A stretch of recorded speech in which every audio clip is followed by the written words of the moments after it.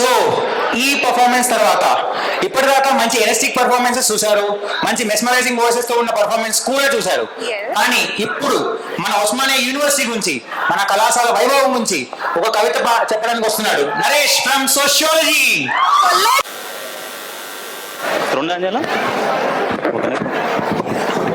రెండే టైం పెట్టాను, సరిపోద్దు. సరిపోద్దు సరిపోద్దు సరిపోద్దు.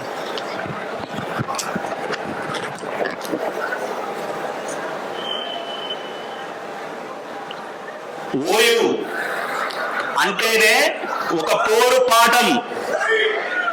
అందుకు ఆర్ట్స్ కాలేజీ నిలువెత్తు సాక్ష్యం.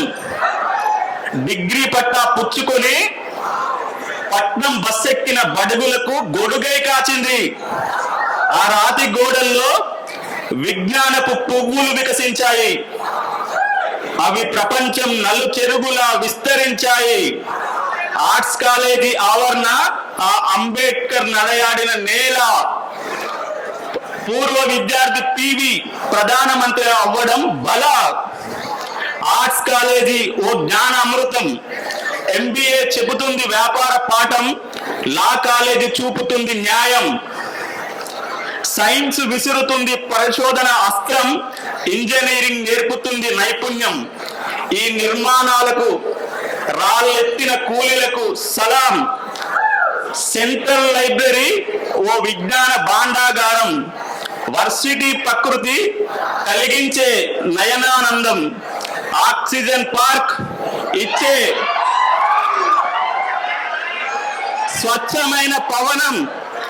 మైదానంలో కనిపిస్తారు చుట్టుపక్కల జనం. ఎన్సిసి గేట్ ఒక జ్ఞాన తోరణం. టీ స్టాల్ల ముందు ఉంటుంది సొల్లు పురాణం. ఇది ఒప్పుకోలేని వాస్తవం.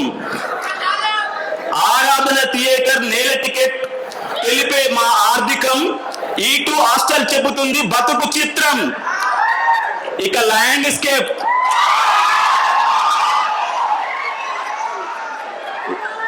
చెరపలేని మధుర జ్ఞాపకం. ప్రభుత్వ కొలువుల్లో కనిపిస్తుంది ఓయు సంతకం. నదుల నామంతో ఉన్న హాస్టళ్లు ఎన్నడూ మమ్మల్ని ముంచలేదు. బువ్వ పెట్టి సాంబార్తో బుజ్జగించాయి. కాలం తీరిన నానబోడళ్లను కడుపున పెట్టుకొని కాపాడుకుంది.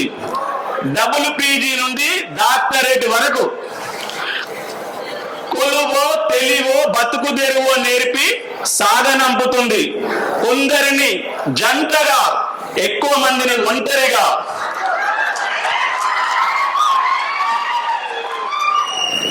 చదువు ఒక్కటే కాదు, ఈ నేల ఉద్యమాలకు ఊపిరి పోసింది. కొట్లాడి సాధించింది స్వరాష్ట్రం. నియంత్రణను దిగంతాలకు తొక్కింది ఇక్కడి విద్యార్థి లోకం. ఓయును నిర్వీర్యం చేస్తామంటే తప్పదు సమరం. ఇక్కడే ఉంది నికాసైన హక్కుల గొంతుక కాసిం. పాలకులు నిర్లక్ష్యం వీడకుంటే చెల్లించుకుంటారు రాజకీయ మూల్యం. ముందేళ్ల ఓయు నవ యవ్వనమే మాకు ముఖ్యం. ఒక్క మాటలో చెప్పాలంటే ఓయు మనందరి అవ్వ. బాగుపడే తెలంగాణకు తోవ.